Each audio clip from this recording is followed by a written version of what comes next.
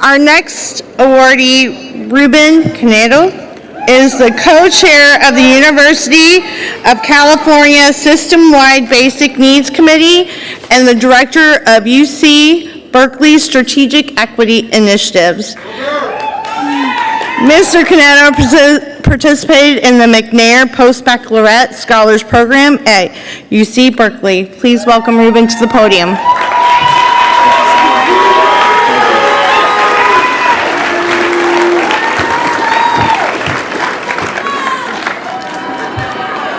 So we had an epic rehearsal earlier today, and we promised that we would stay within time. So I'm gonna honor the momentum. So I gotta get through some magic here with y'all. But can y'all do me a favor? Can we say thank you to everybody that planned this conference, is hosting this conference, is working this conference?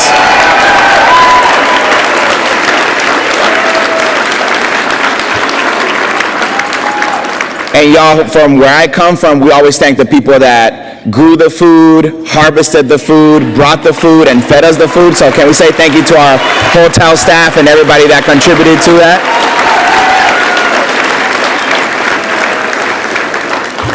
So we're gonna practice our Tagalog today. I don't know how many Filipinos are in the building and how many folks speak Tagalog, but I need you to repeat after me. I want you to hear that. I want you to say this with me. Isang, baksak. I'll tell you what that means later. So, you probably just cussed out each other, but no, you didn't. I'm just kidding. No, that didn't happen. That did not happen. This was not in the rehearsal. So, first and foremost, trio, y'all. The trio difference. I want to share something with everybody. Nerds matter. Research matters. And when we do research that is value-centered and allows to advance the conversation, to this day, that paper that I wrote for my McNair Scholars Program that got presented across the country served as a blueprint for us to change eligibility policies for programs, host EOP conferences, organize the community to launch undocumented student programs before we had any protective clauses, and support the community outwardly and publicly, because undocumented people have been part of this country for generations. And through those generations of programs, today was the foundation to build on and launch something that we call the Basic Needs Movement, that students call it the Basic Needs Movement, that now provides $176 million for community colleges, state schools, and UCs in the state of California. And all of our materials are open source and democratic so that the rest of the country can learn from us, we learn from each other, and we continue the momentum moving forward, honoring the legacies that came before us, that went to college, but nobody was there to feed them, house them, and make sure that their health and the medical needs were taken care of. And that's what we're doing today.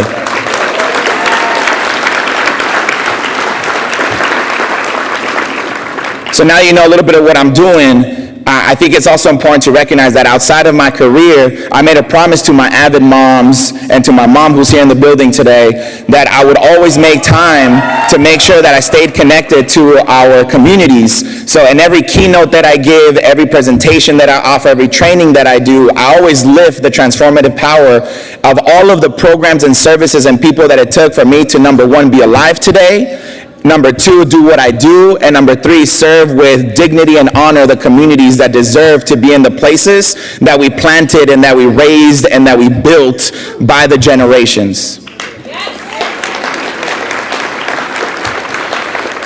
I'm at the age where I'm getting invited to more and more retirement parties. And in those retirement parties, there's always a moment of heartbreak when I hear the son, the daughter, or the children of the retiree say, I didn't get that much time with my mom, with my dad, but I get why they were always gone. I always hear the retirees at the end of their speeches say, you know, this is a very thankless job, but it was worth it by the end of my career. I hope that we change that culture. This should be a culture of gratitude, y'all, where every single one of you feels a sense of gratitude and embodies that gratitude for each other. So let me represent that today for the generations of students that you have served, that maybe we weren't able to say thank you in real time, and we haven't circled back with you and say thank you. On behalf of those generations that you have served, I'm here to say thank you.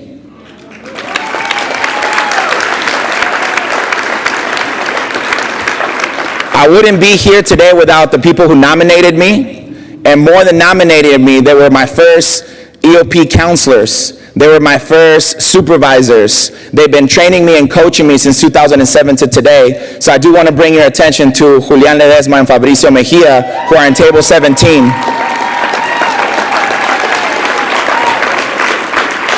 And I also want to say, y'all, I hope that every single one of you is saving some room and some capacity to continue femtoring and mentoring throughout your time.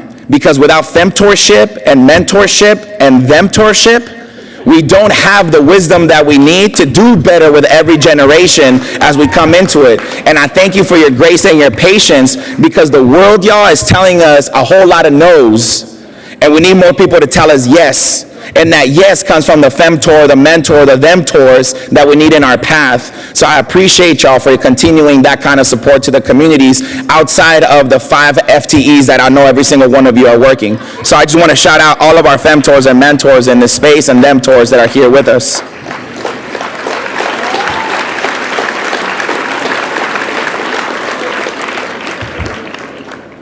Just come with me on this journey, y'all. If I get a little bit emotional, my mom's in the building. Y'all, my mom's in the building.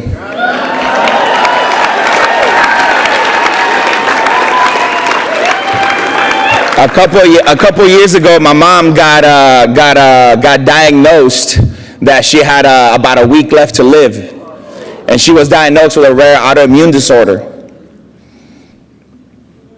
And before that, my mom was undocumented for the majority of my life. And when I was traveling around the country and competing and getting all these accolades, mom was never in the room.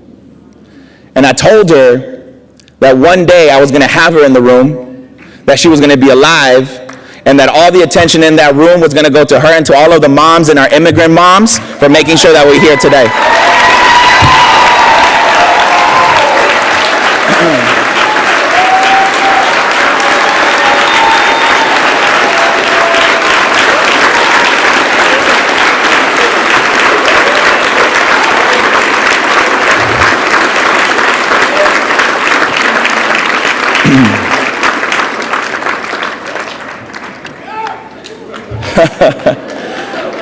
Now, I'm going to say this because my mom is here, but also because it's important, but I have a whole ass father too.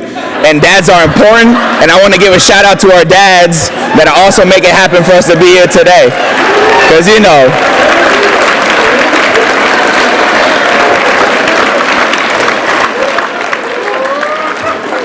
you instantly hear the hell yeah. All right, y'all. My 2 last messages to honor my time. My second to last message is this. Receive this from my heart to your heart. Healing, disability, and transformative justice are absolutely essential. If the work that we are doing is not making us healthier and not healing us, it's not justice. If we're not moving at the pace that all belong and are all experiencing dignity the way that disability justice calls us into being, that is not justice. And if we're not actively asking, how do we uproot the conditions that perpetuate injustice and transform them so that there can be better challenges and different challenges for the generations ahead, we cannot call that justice. It is only in that intersectional, magical, alchemic power of healing, disability, and transformative justice that can we make the generations have healthier and better experiences moving forward. So I'm inviting you all to ask yourself, do I feel healthier today when I started my career? And if not, whatever you need to do, yes. Do you move at the pace of your full breath and your dignity to be embodied on a day-to-day? And if not, what do you need to do? And yes. And if you feel that you're just copying and pasting the work from year to year, stop doing that shit. And move in the direction of transformation. And if you're more upset that I just cussed in this room at the end of calling us into transformative justice, you probably need to go and uproot some of that in therapy or some healing circles,